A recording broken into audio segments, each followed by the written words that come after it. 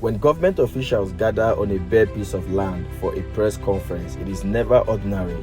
And today in Karsana district, the government officially flagged off a major road construction project. For many, it is just another political activity, but for investors who understand real estate, this is the loudest signal of opportunity. Because here is the truth: roads and infrastructures are what transform bushes into cities.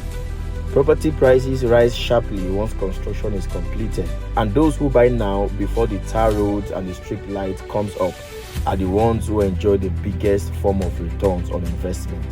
Karsana is no longer upcoming. The government has just confirmed its place as a future hub in Abuja. The question now is not whether prices will rise, but whether you will be an early beneficiary or a late spectator. The window is still open and the decision is still yours. We have plots available in Karsana district going for affordable prices today. All you need to do is to reach out to me and we will get you started immediately. Call the number on your screen right now to get started on our Karsana project.